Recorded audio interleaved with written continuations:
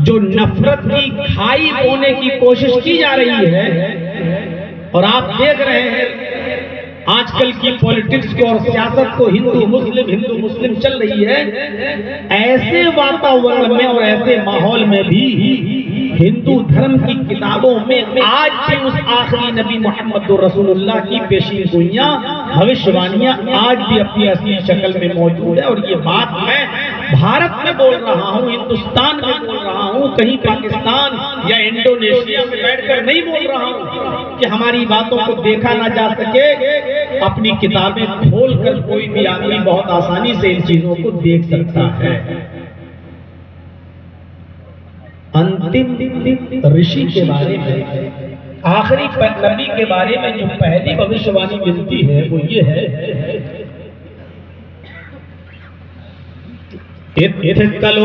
प्राय जनेषु घर मिड़ी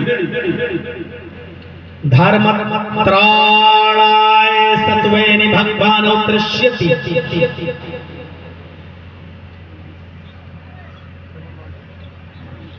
कलयुग के अंदर उसके कुछ गुजर जाने के बाद, कलयुग में कुछ गुजर जाने के बाद जनेषु घर मिड़ी, जनेषु के माना सारी जनता, सारी आवाम, घर मिड़ी गधों और जानवरों की तरह हो जाएगी।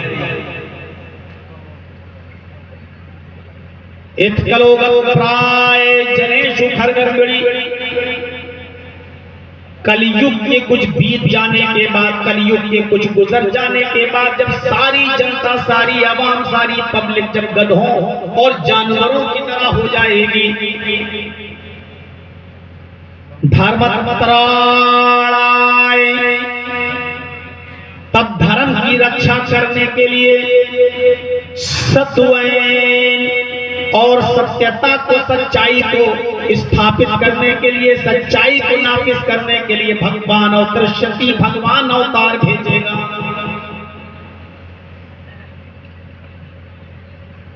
अंतिम ऋषि कब आएगा? कलयुग के कुछ गुजर जाने के बाद। ये कलयुग चल रहा है। किसी भी हिंदू धर्म से पूछेंगे ये कौन सा जमाना चल रहा है, तो हर धार्मिक हिंदू आपको बताएगा ये घोर कलयुग चल रहा है। 4 युग माने जाते हैं हिंदू धर्म में, सतयुग, त्रेता युग, द्वापर युग, सत्य कलयुग। सतयुग में सब अच्छे लोग थे, कोई एक भी बुरा आदमी नहीं था। सतयुग के खत्म हो जाने के बाद त्रेता युग आया। त्रेता का माना जिसमें अच्छे ज्यादा हो, बुरे कम हो। त्रेता युग किसको कहते हैं? जिसमें अच्छे ज्यादा हो और बुरे कम हो। उसके बाद कौन सा जमाना आया? द्वापर युग, जिसमें बुरे लोग ज्यादा हैं और अच्छे कम। इसको समझ लीजिएगा, पूरी तकरीर हमारी इसी के इर्द गिर्द है। सतयुग जिसमें सब सच्चे, एक भी गलत नहीं। त्रेता जिसमें अच्छे ज्यादा बुरे कम, और द्वापर जिसमें बुरे ज्यादा और अच्छे कम। ये जमाने गुजर चुके हैं। अब ये चल रहा है कलयुग, जिसमें सब बुरे ही बुरे हैं, अच्छाई खत्म हो चुकी है। तो कलयुग के कुछ गुजर जाने के बाद जनेषु, जब सारी जनता गधों की तरह हो जाएगी। असल में ये इशारा है उस माहौल की तरफ जब लोगों में इंसानियत बाकी नहीं थी और लोग जानवर बन चुके थे। अगर देखा जाए तो वो जमाना था ज़माने जाहिलियत का, जो मोहम्मद रसूलुल्लाह सल्लल्लाहु अलैहि वसल्लम के आने से पहले अरब के लोगों ने देखा।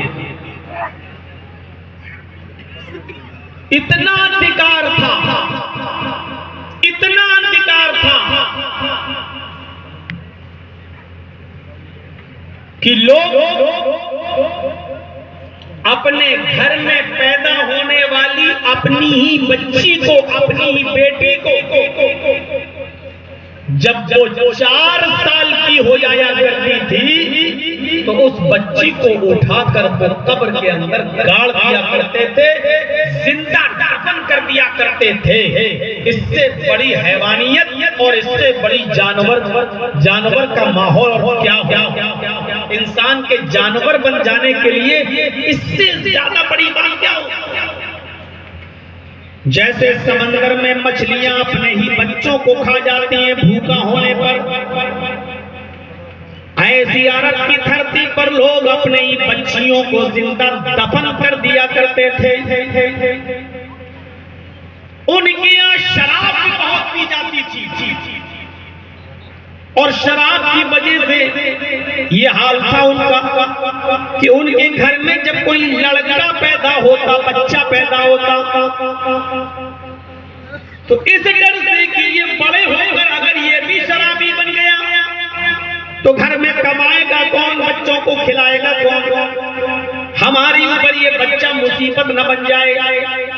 इसलिए अरब के लोग पैदा होते ही अपने बच्चों को कत्ल कर दिया करते थे। यक़्तुलून अब्नाअहुम, वो अपने बेटों को मार डाला करते थे, अपने बेटों को कत्ल कर दिया करते थे। बच्चों को मार रहे हैं और बच्चियां जब पैदा हो रही हैं तो उनको जिंदा दफन कर दिया करते थे। इब्नुल क़य्यिम अल-जौज़ी की किताब पढ़िए ज़ादुल मआद, आपको दिखाई देगा कि ऐसा माहौल था अरब की सरजमीन पर कि शराब इतनी पी जाती थी, इतनी पी जाती थी कि उनके घर में जब बच्चा पैदा होता था तो उस बच्चे के हलक में माँ का दूध सबसे पहले नहीं जाता था, बल्कि शराब के ड्रॉप, शराब के कतरे उनके मुंह में डाले जाते थे और फख्र किया जाता था कि मैंने आज खानदानी प्रथा को, खानदानी रस्म को जिंदा किया। बच्चे को पैदा होने के बाद जैसे हमारे यहाँ शहद खिलाया जाता है, कोई मीठी चीज उसके मुंह में रखी जाती है, अरब के अंदर जब बच्चा पैदा होता था तो उसके मुंह में सबसे पहले शराब के बूंदे, शराब के कतरे डाले जाते। ये मिजाज था। जैसे हम और आप मॉडर्न सोसाइटी में जब खाना खाने के लिए बैठते हैं तो थम्स अप, स्प्राइट, कोक की बोतल रख लेते हैं। कभी कभी आपने देखा होगा खाना खाते जा रहे हैं, थम्स अप पीते जा रहे हैं, पेप्सी पीते जा रहे हैं, कोक पीते जा रहे हैं। अरब की सरजमीन पर खाना खाते वक्त लोग शराब की बोतलें रख लिया करते थे। उनके जग में, उनके डब्बों में, उनके गिलास में शराब हुआ करती थी। खाना खाते खाते कोई लुकमा जब अटक जाता था तो वो पानी से उस लुकमे को नहीं उतारते थे, बल्कि शराब के जरिए उस लुकमे को हलक के नीचे पहुंचाते थे। ये मिजाज अरब।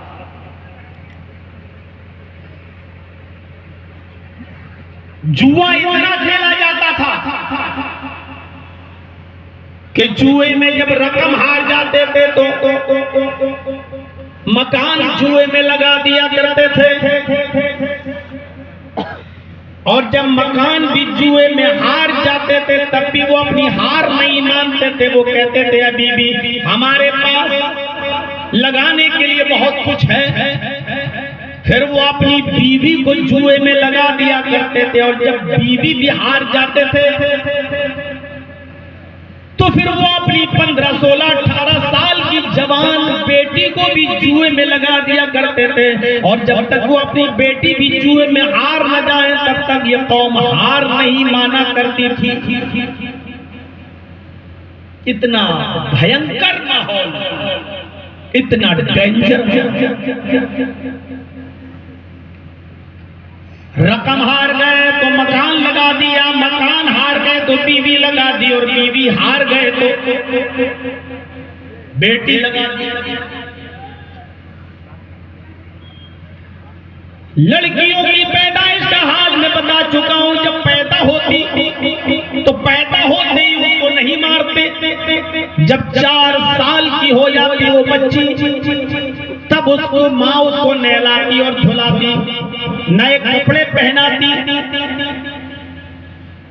और कहती कि बेटी तुम्हें तुम्हारे पापा, तुम्हें तुम्हारे डैडी, तुम्हें तुम्हारे अब्बू मेले में लेकर जा रहे हैं। माँ अपनी बच्ची को नहलाती जाती और रोती जाती, उसकी आंखों से आंसू के कतरे गिरते जाते, क्योंकि वो जानती है कि मेरी बेटी किसी मेले में नहीं जा रही है। अपने हस्बैंड की जिद के आगे वो बेचारी कुछ नहीं कहती, उसको नहलाती, उसको धुलाती, नए कपड़े पहनाती। अपनी माँ की आंखों से गिरने वाले आंसुओं को देखकर वो छोटी सी नन्ही सी बच्ची 4 साल की अपने माँ की आंखों के आंसुओं को पोंछती जाती और कहती, मम्मा तुम क्यों रो रही हो? माँ तुम क्यों रो रही हो? तुम्हें रोने की जरूरत नहीं, मैं तो मेले में जा रही हूँ, शाम तक वापस आ जाऊंगी, शाम का खाना मैं आपके साथ बैठकर खाऊंगी। उस बच्ची को क्या मालूम कि तुझे तेरा बाप ऐसी जगह लेके जा रहा है जहां से तू दोबारा लौट कर नहीं आएगी। फिर वो जालिम बाप उस बच्ची को लेकर जाता जंगल में और पहले से कब्र खुदी रहती, गड्ढा खोदा हुआ होता। कहती, बाप कहता कि बेटी इस गड्ढे में जरा झांक कर देखो, तुम्हारी अम्मी नजर आएंगी। वो छोटी सी बच्ची अपनी माँ को देखने के लिए उस गड्ढे में झांकती, पीछे से उसका जालिम बाप धक्का देता, फिर मिट्टी ऊपर से डालने लगता। वो छोटी सी मासूम बच्ची कहती कि मुझे क्यों डाल रहे हो, मेरे ऊपर मिट्टी क्यों डाल रहे हो? वो अपने नन्हे हाथों से मिट्टी को हटाती, एक बार हटाती तब तक उसके ऊपर 10 हाथ मिट्टी और पड़ जाती। बाप उसको पूरी तरीके से दफना देता। वो चीखती चिल्लाती, आखिरी सांस तक बाप उस कब्र के पास बैठा रहता। जब यकीन हो जाता कि अब इसकी चीख बंद हो गई, आवाज बंद हो गई, मेरी बेटी मर गई होगी, तब वो उस गड्ढे के पास से उठकर अपने घर आता, कई नौजवानों को बुलाता और वहां बैठकर फिर शराब का जश्न चलता और फख्र किया जाता, गर्व किया जाता, आज मैंने अपनी बेटी को दफना दिया, अपनी बेटी को मार कर आया और खुशी मना रहा है। इससे बड़ी हैवानियत और इससे बड़ी जानवरियत का दौर कोई नजर नहीं आ सकता। ये मिजाज इसीलिए कयामत के दिन ऐसी बच्ची को उठाया जाएगा, अल्लाह उसको ज़बान देगा, वो बोलेगी। जिस बच्ची को कब्र में जिंदा दफना दिया गया, गड्ढे में जिंदा गाड़ दिया गया, कयामत के दिन अल्लाह रब्बुल आलमीन उस बच्ची से पूछेगा, सवाल किया जाएगा, वइज़ल मौऊदतु सुइलत बिअय्यि ज़ंबिन क़ुतिलत।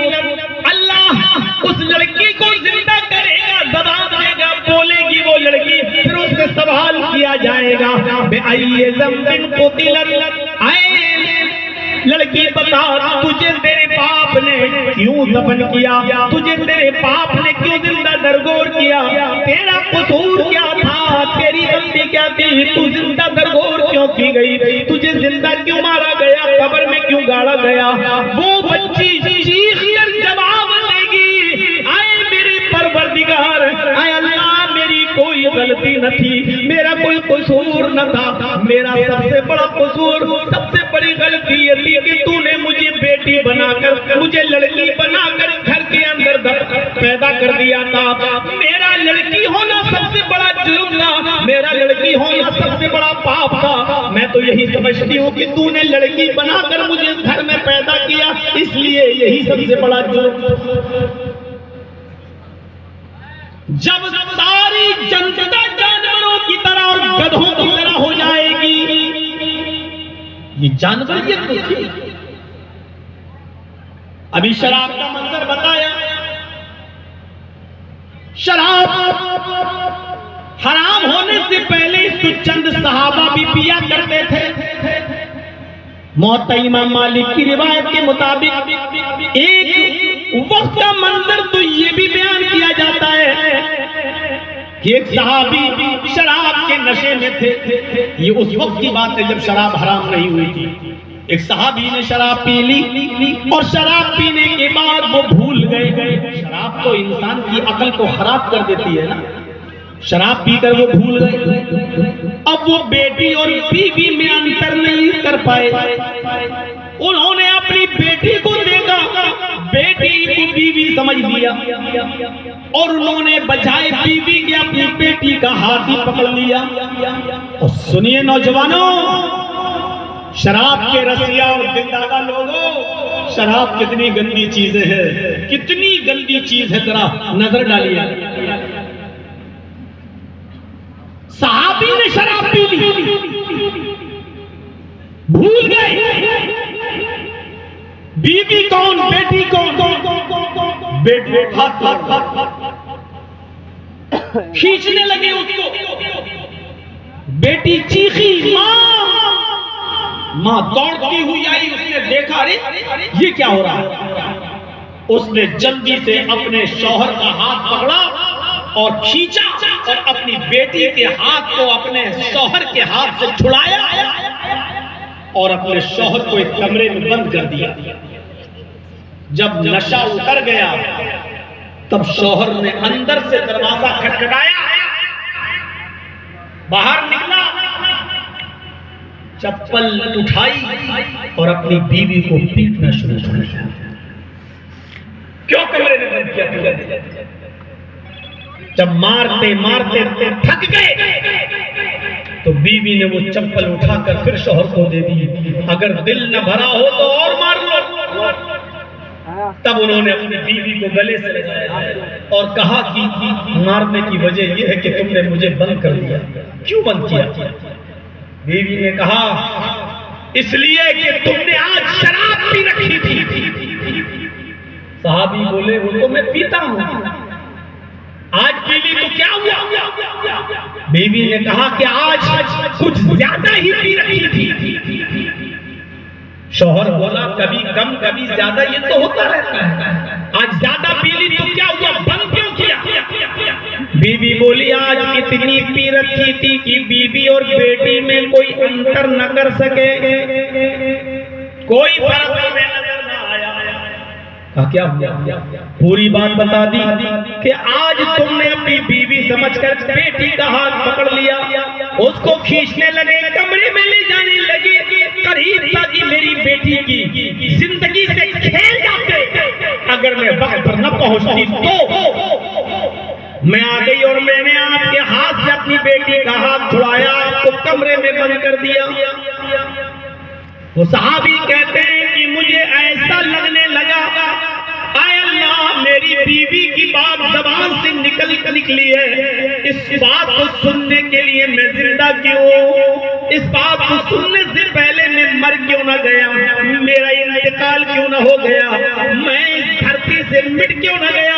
ये जमीन फट जाती और मैं इस जमीन के अंदर फंस जाता तो ये मेरे लिए ज्यादा बेहतर होता। ये दिन न देखना पड़ता, मुझे ये न सुनना पड़ता। उसके बाद नजरें आसमान पे डालियों पर माया, हाय अल्लाह, आए मेरे परवरदिगार, मैं तुझे गवाह बना के कहता हूँ कि आज के बाद मैं शराब को हाथ नहीं लगाऊंगा, आज के बाद मैं शराब नहीं पीऊंगा। नौजवानों, जब ये शराब हराम नहीं हुई थी तब उसके नुकसान को देखकर सहाबा इससे तौबा कर लेते थे और इसको छोड़ने की कसम खा लेते थे। जब ये शराब हमारे नबी ने हराम कर दी तो हमें इससे कितना बचना चाहिए, जब हराम कर दी तो इससे हमें कितना ज्यादा परहेज करना चाहिए और इससे कितना ज्यादा दूर रहना चाहिए। शराब इंसान को जानवर बना देती है। क़यामत की निशानियों में से एक निशानी ये बताई अल्लाह के नबी जनाब मोहम्मद रसूलुल्लाह सल्लल्लाहु अलैहि वसल्लम ने, ला यातियन्ना अला उम्मती मा तअला बनी इस्राईल हज़रतना लिबिन्नाल, जैसे पैरों में पहने हुए दोनों जूते बराबर होते हैं, कोई छोटा और बड़ा नहीं, ऐसी मेरी उम्मत में और बनी इसराइल में कोई फर्क नहीं होगा। बनी इसराइल जिस रास्ते पे चलेगी मेरी उम्मत भी उसी रास्ते पे चलेगी। मेरी उम्मत में और बनी इसराइल में कोई फर्क नहीं होगा। मेरी उम्मत उन्हीं के नक्शे कदम पे चलेगी। दोनों जूते जैसे बराबर होते वैसी मेरी उम्मत में और बनी इसराइल में कोई फर्क नहीं होगा, बराबर। मेरी उम्मत एक कदम आगे होगी। उसके बाद अल्लाह के नबी सल्लल्लाहु अलैहि वसल्लम ने फरमाया, लौ कान अला उम्मत अला उम्मिही अलानियतन लकान फी उम्मती मन यसनउ ज़ालिक। नौजवानों सुनिए, अल्लाह के नबी कहते हैं, अगर बनी इसराइल में किसी लड़के ने, किसी नौजवान ने अपनी मां के साथ ऐलानिया जिना किया होगा, रोड पर, चौराहे पर, सड़क पर, अगर किसी ने जिना किया होगा सबके सामने, बनी इसराइल में अगर किसी ने अपनी मां के साथ चौराहे पर, रोड पर, सड़क पर, सबके सामने अगर अपनी मां की इज्जत से खेला होगा, जिना किया होगा, लकान फी उम्मती मन यसनउ ज़ालिक, तो मेरी उम्मत पर कयामत उस वक्त तक नहीं आएगी जब तक के मुसलमानों में, मेरी उम्मत में भी ऐसे लोग पैदा न हो जाएं जो अपनी मां के साथ जिना करेंगे, चौराहे पर अपनी मां के साथ जिना करेंगे, रोड पर अपनी मां के साथ जिना करेंगे सबके सामने। मेरे प्यारे साथियों, हाफिज अहमद इब्न हजर अस्क़लानी रहमतुल्लाह अलैह ने लिखा है कि मां के साथ मुसलमान नौजवान जिना करेगा, मां के साथ जिना तक पहुंचाने वाला इस नौजवान को मां की इज्जत से खेलने के लिए अगर मजबूर करने वाली कोई चीज होगी तो वो होगी शराब। शराब के नशे में धुत होकर लड़का अपनी मां की इज्जत से भी खेले, इतनी गंदी चीज है जिसके आज हम रसिया बने हैं और दिन दादा प्राय जनेषु खरगर्मिणी धर्मत्राणाय सत्वैनि भगवान दृश्यति। अंदाजा तो लगाए आप, सारी जनता जब गधों और जानवरों की तरह हो जाएगी, धर्मत्राणाय तब धर्म की रक्षा करने के लिए, सत्वैन और सच्चाई को लागू करने के लिए, सत्यता को नाफिज करने के लिए भगवान दृश्यति, भगवान अंतिम ऋषि भेजेगा, भगवान आखिरी नबी उतारेगा, अल्लाह की तरफ से आखिरी पैगंबर उस जमाने में आएगा। उस जमाने में मोहम्मद रसूलुल्लाह सल्लल्लाहु अलैहि वसल्लम आए। उस जमाने में मोहम्मद रसूलुल्लाह सल्लल्लाहु अलैहि वसल्लम आए जब शराब पानी की तरह पी जाती थी, शराब पानी की तरह पी जाती थी, जिसको हराम का ऐलान करते हुए फरमाया, इन्नमल खमरु वल मैसिरु वल अंसाबु वल अज़लामु रिज्सुम मिन अमलि शैतान फज्तनिबूहु लअल्लकुम तुफ्लिहून। ये शराब, ये जुआ, ये बुतों के थान और फाल के तीर, रिज्सुम मिन अमल शैतान, ये सब शैतान की गंदगी है, नापाकी है। फज्तनिबूहु, इससे बचो। शराब की हुर्मत का ऐलान किया गया, जुए को हराम करार दिया गया, लड़कियों की इज्जत, औरतों को सम्मान दिया गया और बताया गया। अल्लाह के नबी ऐलान करते हैं कि लोगों अपनी बेटियों को जिंदा दफन न करो। अगर तुम्हें शर्म आती है कि लड़कियों को पाल पोस कर बड़ा करने के बाद इनकी शादी करेंगे, इनका निकाह कर देंगे, इनको हम दूसरी जगह शादी करेंगे, हम किसी को अपना दामाद बनाना पड़ेगा, अगर तुम्हें शर्म लगती है इन लड़कियों को पाल पोस कर बड़ा करके इनकी शादियां करके करने पर तुम्हें शर्म आती है, तो जितनी भी बच्चियां तुम्हारे घर में पैदा होती जाएं, जितनी भी लड़कियां तुम्हारे घर में पैदा होती जाएं, उन तमाम लड़कियों को, उन तमाम बच्चों को मेरे घर भेजते जाओ, मुझे देते जाओ। मोहम्मदुर रसूलुल्लाह उन तमाम बच्चियों को अपनी बेटी बनाने के लिए तैयार है, उनको पाल पोस कर बड़ा करने के लिए तैयार है, उनका निकाह कराने के लिए तैयार है। अगर तुम्हें शर्म आती है तो मुझे देते जाओ, मैं उन तमाम बच्चियों को पालने और पोसने के लिए, उनको बड़ा करने के लिए, उनका निकाह करने के लिए तैयार हूं। इस तरीके से आपने लड़कियों को जिंदा दफन होने से, समाज को जुए से रोका, शराब से रोका। कितनी जिहालत थी औरत के अंदर, आपको मालूम? औरतें खाने काबा का जब तवाफ करती थी, मोहम्मद रसूलुल्लाह के नबी बनने से पहले औरतें जब खाने काबा का तवाफ करती थी तो कपड़ा उतार के करती थी, उनके जिस्म पर कोई कपड़ा नहीं हुआ करता था। पढ़िए तुम मौलाना सफीउर रहमान साहब मुबारकपुरी रहमतुल्लाह अलैह की किताब सीरत की माया नाज किताब, उनके जिस्म पर एक कपड़ा नहीं होता था। ये औरतों की इज्जत, कपड़ा उतारना, कपड़े कम कर देना, ये कोई इज्जत की बात थोड़ी है, ये तो जिल्लत की बात है। पता नहीं आज के जमाने में हमारी औरतों ने अपने जिस्मों पर कम कपड़ा पहनने को अपनी इज्जत कैसे समझ लिया है, अपनी इज्जत कैसे समझ लिया है।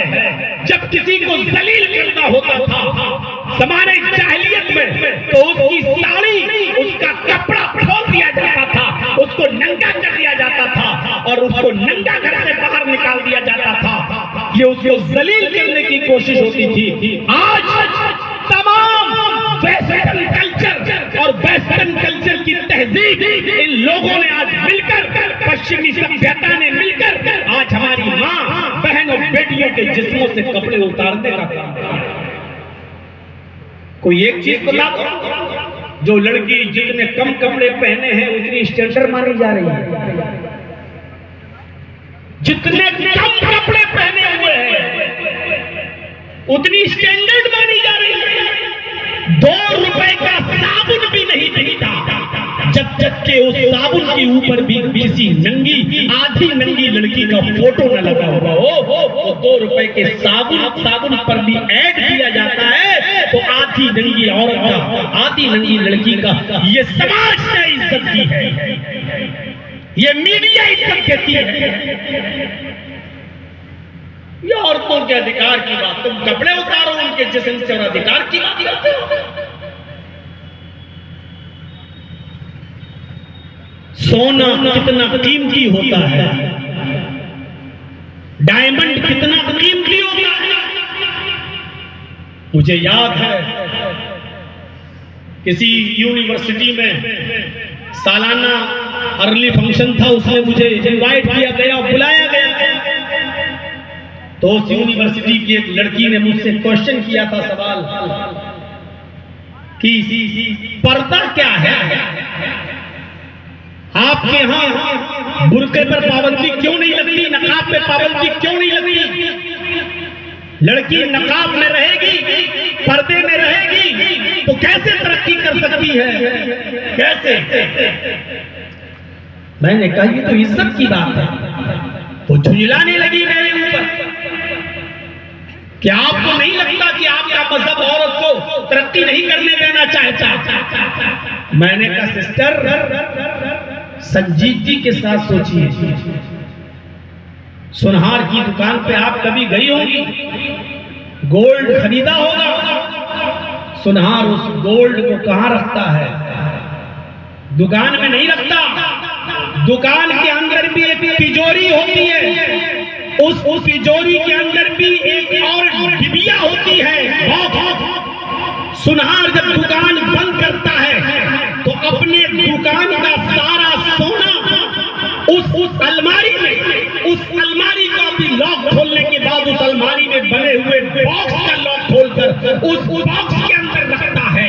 उसके बाद पहले बॉक्स को बंद करता है, फिर अलमारी को बंद करता है, उसके बाद आकर फिर अपनी दुकान को बंद करता है। मैंने कहा इसलिए क्योंकि सोना कीमती चीज है और कीमती चीज जितनी छिपा कर रखी जाए उतनी उसकी हिफाजत होती है। इस्लाम ने औरत पर पर्दा इसलिए ने औरत को कीमती चीज माना है। इस औरत को जितना पर्दा कराया जाएगा, जितना छिपा कर रखा जाएगा, ये औरत की उतनी हिफाजत होगी। आपको मालूम है केला उस वक्त तक महफूज है जब वो छिलके के अंदर महफूज है, और जैसे ही केले का छिलका उतारा, केले के छिलके को उसके ऊपर से दूर किया, उसको आप खा जाते हैं, हम खा जाते हैं, जानवर खा जाता है। लड़की जब अपने घर से बाहर आ गई, अपने सेज के साथ बाहर आ गई, अपने फिक्र के साथ बाहर आ गई, अपने चुस्त और टाइट लिबास के साथ बाहर आ गई, तो समझ लो कि केला छिलके से निकल चुका है, अब इसको कोई ना कोई खा जाएगा। इसी तरीके से ये लड़की अब गैर महफूज हो चुकी है और हजारों परिंदों की नजरें इस लड़की के ऊपर लगी हुई हैं।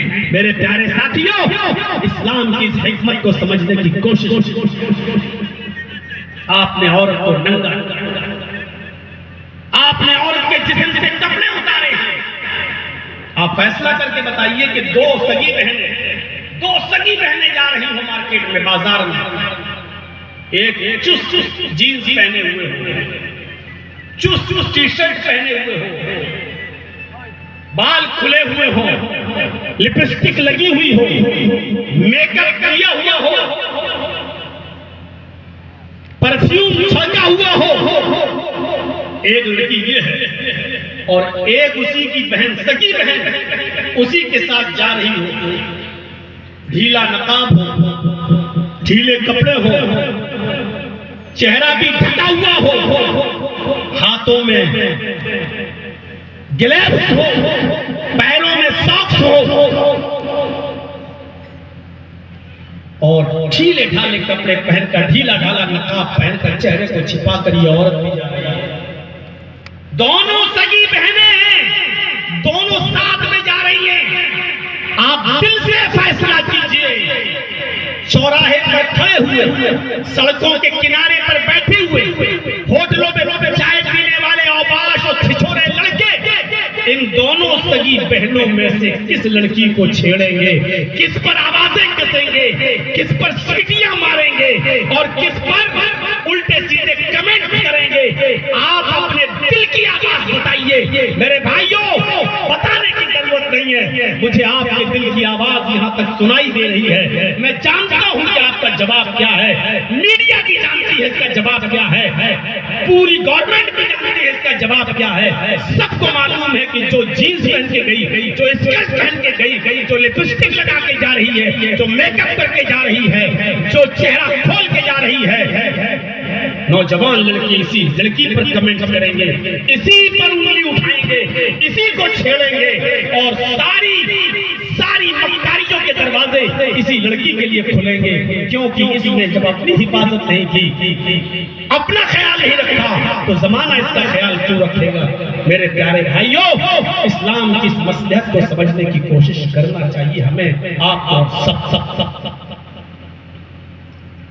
अरब के अंदर खाने काबा में औरतें नंगी तवाफ किया करती हैं। इस्लाम आया तो इतनी इज्जत दी कि औरत फिर इतनी पर्दा करने लगी, औरत इतनी फिर बाहया बन गई, इतनी नेक और शरीफ बन गई कि एक जंग के अंदर एक बच्चा शहीद हो जाता है, एक लड़का कत्ल कर दिया जाता है, एक लड़का जंग में काफिरों के हाथों मारा जाता है। माँ के कान में आवाज आई, अबू दाऊद पढ़िए किताबुल जिहाद देखिए, माँ के कान में आवाज आई कि तेरा बेटा मैदान जंग में कत्ल कर दिया गया, तेरा बेटा मैदान जंग में मार दिया गया, तेरा बेटा मैदान जंग में कत्ल कर दिया गया। माँ ने ये खबर सुनी कि मेरा बेटा जंग में शहीद हो गया, चले जरा बेटे की लाश देख लें। और नौजवानों सुनो, और लालगंज के लोगों गौर से सुनो, बड़ी मेहनत और मशक्कत से आपने इस इजलास को मुनक्किद किया है। अल्लाह इस इजलास को कामयाब फरमाए, जिस मकसद से आपने किया है उस मकसद में दिन दूनी रात चौगनी तरक्की अता फरमाए। मेरे साथियों, गौर करो, उस औरत के कान में आवाज जाती है, मेरा बेटा मैदान जंग में शहीद हो गया। लोगों ने कहा आओ और अपना बेटा देख ले। वो औरत अपना बेटा देखने के लिए जाती है, उस बेटे का नाम है खल्लाद, ये उसकी माँ है उम्मे खल्लाद। इसने सुना मेरा बेटा शहीद हो गया, जल्दी जल्दी से उसने हाथों में ग्लव्स पहने, पैरों में सॉक्स पहने, जल्दी से उसने चादर ओढ़ी, अपना चेहरा छिपाया, पर्दा किया और मैदान जंग के लिए निकल पड़ी और चीख चीख कर कहती आई नबनी, मेरा बेटा कहाँ है, मेरा बेटा कहाँ है। लोगों ने पूछा मनंती तू कौन है, अपना बेटा ढूंढ रही है, कौन है। उसने कहा मैं खल्लाद की माँ हूँ, मैं खल्लाद की माँ हूँ, मेरा बेटा मैदान जंग में शहीद हो गया, उसको देखने आई हूँ। लोगों ने उसके शहीद बेटे की तरफ इशारा किया, ये तेरा बेटा है। उसने अपने बेटे के चेहरे को देखा, अपने बेटे को के चेहरे को देखा, उसकी आंखों में आंसू थे। सहाबा कहने लगे तेरा बेटा मैदान जंग में कत्ल हो गया और तू पर्दे में अपने बेटे को देख रही है, यानी तुझे पर्दे का फिर भी ख्याल रहा है। अरे औरतें अपने बेटे के मरने की खबर सुनती है तो पागल हो जाती हैं, उनकी ओढ़नियां उतर जाती हैं, बाल बिखर जाते हैं, वो अपना सीना पटकने लगती हैं, अपने जिस्मों को नोचने लगती हैं, कपड़े फाड़ने लगती हैं। तू अपने बेटे को देख रही हो, इतना पर्दा, इतनी हया, इतनी शर्म कि अपने बेटे को भी देखने आई तो पर्दे के साथ आई, इतने पर्दे का एहतिमाम। कहने लगी ओ मोहम्मद के साथियों, ओ मोहम्मद के मानने वालों, मैदाने जंग में मैंने अपना बेटा खोया है, अपनी हया नहीं खोई। मैदाने जंग में मैंने अपना बेटा खोया है, अपना पर्दा नहीं खोया है। मैदाने जंग में मैंने अपना बेटा खोया है, अपना हया नहीं खो सकती, अपना पर्दा नहीं खो सकती। यानी कितनी बड़ी मुसीबत भी आ जाए, इस्लाम हमारे दिल से नहीं निकल सकता, उसकी तालीमात हमारे दिल से नहीं निकल सकती। ये था पर्दा, और ऐसा पर्दा बापर्दा बना दिया फिर मोहम्मद रसूलुल्लाह सल्लल्लाहु अलैहि वसल्लम ने औरत को। ये अलग बात है कि जमाने के तगय्युर में और वेस्टर्न कल्चर ने, पश्चिमी सभ्यता ने हमारी माँ बहन बेटियों को फिर बिगाड़ दिया। मोबाइल पे आने वाले हैं वो जो आजकल जो चलने लगते हैं ड्रामे और नौटंकियां, उनको देख देख कर हमारे घर की औरतें फिर बिगड़ने लगी हैं, और आज माँ बहन और बेटियों की बेपर्दगी फिर जाहिर होने लगी है। ऐसे माहौल में जब सारी जनता जानवरों की तरह हो जाएगी, हर तरह तब धर्म की रक्षा करने के लिए, सत्वय और सच्चाई को नाफिज करने के लिए भगवान अवतरष्यति, भगवान अवतार भेजेगा। उस जमाने में अल्लाह ताला ने मोहम्मद रसूलुल्लाह को, आखिरी नबी को जमाने में भेजा। जाओ, लोगों में हैवानियत आ गई, उनको इंसान बनाओ, जानवरियत पैदा हो चुकी है, उनको इंसान बनाओ। तथस्तु शंबल गिरा में सोत स्वाजी उजाता मंगलाचार्य बहुला पापिता विभज्जता। इस मंत्र में बताया गया अंतिम ऋषि शंबल गिराम में आएंगे। तथस्तु शंबल गिराम में सोत स्वाजी उजाता, शंबल गिराम में आएंगे, मक्के में आएंगे। शंबल का माना होता शांत और गिराम मानी गांव, शांति वाला गांव, शांति वाला गांव। तथस्तु शंबल गिराम में अंतिम ऋषि आखिरी नबी शंबल गिराम में आएंगे, यानी शांति वाले गांव में। अल्लाह ने कुरान में क्या फरमाया? शांति वाला शहर किसको कहा? मक्के को। वत्तीन वज़ैतून वतूर सीनीन वहाज़ल बलदिल अमीन। कसम में तीन की, कसम में ज़ैतून की, वत्तीन वज़ैतून, कसम में तीन की और कसम में ज़ैतून की, वतूर सीनीन और कसम में तूर सीना की, तूर सीना की, और कसम में इस शांति वाले शहर की यानी मक्के की। अल बलदिल अमीन, अल्लाह ने मक्के को कहा है। शंबल गिराम अरबी संस्कृत में है शांति वाला गांव, और इसको अरबी में अगर ट्रांसलेट करेंगे तो इसका तर्जमा होगा अल बलदिल अमीन, अमन वाला और शांति वाला शहर। कहाँ आएंगे? शांति वाले शहर में, यानी मक्के में पैदा होंगे। मंगलाचार्य बहुला पापिता विभज्जता, नेकियों का हुक्म देंगे, नेकियों का हुक्म देंगे। बहुला पापिता पापता विपज्जिता, और बड़े बड़े गुनाहों से रोकेंगे। बहुला बड़े बड़े पापता विपज्जिता, बहुला पापता विपज्जिता, बड़े बड़े गुनाहों का नाम लेकर उनको मिटाएंगे। अल्लाह के रसूल ने बड़े बड़े गुनाहों का नाम लेकर मिटाया, बड़े बड़े गुनाहों का नाम लिया। इज्तनिबुस सबाल मुबिकात, क़ालू वमा हुन्ना या रसूल अल्लाह, क़ाल अश्शिर्कु बिल्लाह। अल्लाह के नबी ने फरमाया 7 बड़े गुनाहों से बचो जो इंसान को हलाक कर देते हैं, बर्बाद कर देते हैं। साहबा ने पूछा वो क्या है बड़े गुनाह? आपने फरमाया शिर्क बिल्लाह, अल्लाह के साथ किसी को शरीक नहीं करना, शिर्क मत करना। वस्सहर, जादू, जादू टोना, जादू करना और जादू सीखना और जादू सिखाना। जानते हो इसकी सजा क्या है? जहां मिले ये इनकी गर्दन उड़ा दो। इस्लामी हुकूमत होगी वहां, यहां मत उड़ा देना, वरना सबसे ज्यादा बंगाल में नजर आएगा। जादू, और जादू क्या होता है? मौलाना साहब हमारी एक बहुत अच्छी दुकान है, लेकिन मेरी दुकान पे कस्टमर नहीं आ रहे हैं। मेरे बगल में एक आदमी की दुकान है, उसके पास बहुत कस्टमर आते हैं। कोई ऐसा ताबीज दीजिए, कोई ऐसी दुआ बताइए कि उसके कस्टमर टूट कर मेरी दुकान पे आ जाए। अब मौलाना जर्जीस जैसा कोई कठमुल्ला आपको ताबीज देगा लिखकर, ले इसको अपनी दुकान के सामने रात में जमीन का गड्ढा खोद के गाड़ देना। दूसरे आदमी की दुकान के कस्टमर तेरी दुकान पे आना शुरू करेंगे। ईमानदारी के साथ बताइए, अल्लाह के रसूल क्या इसलिए दुनिया में आए थे कि किसी की दुकान बंद कराएं और किसी की दुकान चलवाएं? या आप इसलिए आए थे कि तेरी दुकान भी चले और तेरी भी चले, तेरे दुकान में भी बरकत हो, इसकी दुकान में भी बरकत हो? किससे फैसला करवा? किस लिए आए थे अल्लाह के नबी? ये मौलवी क्या कह रहा, उसके कस्टमर टूट कर तेरे पास, तकदीर को बदलेगा ये। किसी की रोजी रोटी कोई नहीं छीन सकता। ये जादू करने वाले लोग हैं, जादू।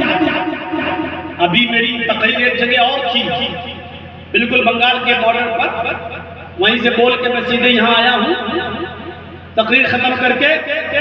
अभी मैंने वहां भी एक बात बताया, आजकल लड़कियां भी यही सब करती हैं, अक्सर, सबको नहीं कह रहा हूं, अक्सर। परेशान है आदमी, इसके ऊपर बहुत बड़ा असर है, इसके ऊपर बहुत बड़ा जिन्नात है, इसके ऊपर बहुत बड़ा ये है। 95% लड़कियां बेवकूफ बनाती हैं, बल्कि मैं ज्यादा बोल रहा हूं, कम बोल रहा हूं, 99% लड़कियां गलत होती हैं। कुछ नहीं होता उनकी, कुछ नहीं। मैंने भोपाल का एक वाक़या बताया था, मेरे साथ पेश आया। जब प्रोग्राम में गया तो वहां एक आदमी आया, कहता मौलाना साहब जरा मेरे घर चलो, नाश्ते की दावत है आपकी। कहता है कि मेरी बेटी को बहुत दिनों से परेशानी है, हम लाखों रुपया खर्च कर चुके हैं, जरा देख लीजिए एक नजर। मैंने कहा भाई मैं ये सब नहीं जानता ना, मैं करता हूँ। अरे इतना अच्छी तकरीर करते हो मौलाना, उसको यकीन नहीं आया। कहता चलिए तो कुछ दुआ हुआ करके आ जाइए, दम करके आ जाइए। लोगों ने कहा मौलाना बहुत परेशान आदमी है, कई साल से इलाज करा रहा है, लड़की का सही नहीं हो रही है, जाओ समझ में आए तो इलाज करना, नहीं समझ में आए तो दुआ हुआ पढ़ के चले जाना। नाश्ते की दावत भी तो उसी की यहाँ है, आपको तो जाना वैसे ही पड़ेगा। मैं गया और जैसी उस लड़की पर नजर पड़ी तो कहे, उसने आंखें दाएं बाएं की, लग रहा था जैसे कच्चा खा जाएगा। बड़े बड़े मौलवी हमारा कुछ नहीं कर पाए, ये कल का लौंडा ये क्या करेगा, ये कल का छोकरा ये क्या करेगा। आपे से मैं तो मेरे बस का था ही नहीं, ना कभी मैंने इन सब चीजों में अपना दिमाग लगाया और ना ही इन सब चीजों के चक्कर में मैं पड़ा। मैंने कहा भाई किसी एक्सपर्ट को बुलाओ, ये मेरे बस का नहीं है। बाहर निकल के जब मैंने कहा तो लोगों ने कहा मौलाना दुआ हुआ करिए, देखिए बहुत परेशान है आप, इतने अच्छे मुकर्रिर नबी करिए, सब लोग आपको इतना बड़ा मानते, फिर भी आप ऐसा कह रहे हैं। मैंने कहा यार कुछ दिमाग में मैंने सोचा और सोचने के बाद एक चाल चली, और चाल मेरी बिल्कुल निशाने पे लग गई। मुझे मालूम था कि लड़कियां अक्सर नौटंकी करती हैं, तो मैंने सोचा ये भी नौटंकी ही कर रही है। अब इसकी नौटंकी का पता कैसे चले? मैं फिर अंदर गया, मैंने उसके भाई से और उसके बाप से कहा,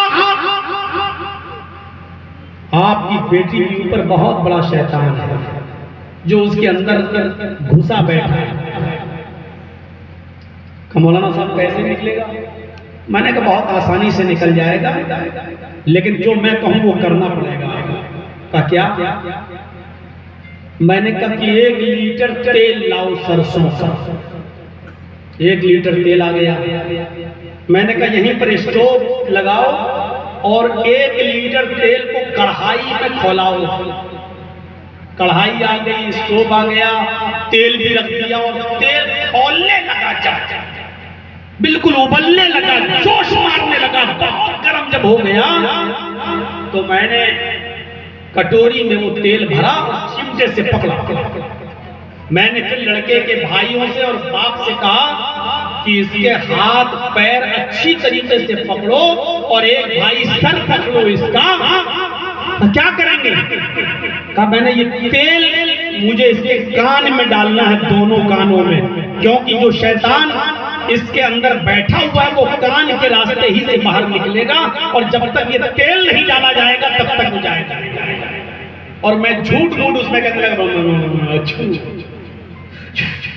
मैंने कहा पढ़ दिया मैंने, तेल पड़ा कुछ नहीं था। जैसे आगे बढ़ा और लोगों ने मजबूती से पकड़ा, एक तो भाई कहने लगा, अरे मौलाना साहब उसके कान खराब नहीं हो जाएंगे? मैंने कहा कुछ नहीं होगा। अरे खौलता हुआ तेल है। मैंने कहा आपकी बहन को कुछ नहीं होगा, अगर शैतान है तो अभी निकलेगा, क्योंकि वो भी आग से पैदा है, तो आग को आग नुकसान नहीं पहुंचाती है, गर्मी को गर्मी नुकसान नहीं पहुंचाती है, इसलिए गर्म तेल उस शैतान का निकल के भाग जाएगा, तुम्हारी बेटी को कुछ नहीं होगा बहन को। लेकिन अगर शैतान नहीं हुआ तो जिंदगी भर बोल रही है, दोनों कान के पर्दे इसके फट जाएंगे। अब पकड़ो इसको मजबूती से। जैसी मैं आगे बढ़ा, झटकते हुए कहती है मौलवी मेरे कान बर्बाद करने आया तू, मेरी जिंदगी बर्बाद करने आया तू। मैंने कहा देख तेरे ऊपर बहुत बड़ा असर है, जब तक ये तेल नहीं डालूंगा तेरे कान में शैतान भागेगा नहीं। कहती चला कुछ नहीं है मेरे ऊपर, मैं बिल्कुल सही हूँ, मैं बिल्कुल ठीक हूँ, कुछ नहीं है मेरे ऊपर। उसने बिल्कुल सब कुछ कह दिया कि मेरे ऊपर कुछ नहीं है। मैंने कहा फिर ये 3 साल से 4 साल से बेवकूफ बना रही है। तब उसने सब कुछ कबूल दिया, और मैंने अकेले में उसके भाइयों से पूछा था कि बताओ ऐसा तो नहीं कि कहीं शादी करना चाह रही हो और आप लोग उसकी शादी वहां होने नहीं दे रहे हो? मुझे तो इश्क वाला मामला लग रहा है, क्योंकि अक्सर लड़कियां ये नौटंकियां तभी करती हैं जब घर वाले उसकी मर्जी के मुताबिक शादी नहीं करना चाहते। तब जब उस लड़की ने पूछा कि तेरे ऊपर कुछ नहीं है तो बता, तब उसने यही कबूल किया कि मौलाना साहब मैं जिस स्कूल में कॉलेज में पढ़ती हूँ वहाँ एक लड़के से मुझे प्यार है, वो लड़का मेरी बिरादरी का नहीं, मेरी कास्ट का नहीं, गैर मुस्लिम है, उससे मैं प्यार करती हूँ, मेरे घर वाले उससे शादी नहीं होने दे रहे हैं, इसलिए मैं ये सब कुछ कर रही हूँ। 4 साल से बेवकूफ बना रही थी वो अपने घर वालों को, और हम और आप समझते हैं कि नहीं ऐसा का ड्रामा कौन कर लेगा, ऐसा ड्रामा कौन। तेरे भाइयों ये जादू टोने करने वाले हजरत उमर फारूक ने सबको एक लाइन में खड़ा करके सबकी गर्दन उड़ा दी थी, सबकी गर्दन। अल्लाह के रसूल ने बड़े बड़े गुनाहों का नाम लेकर उनको मिटाया, बड़े बड़े गुनाहों ने कहा शिर्क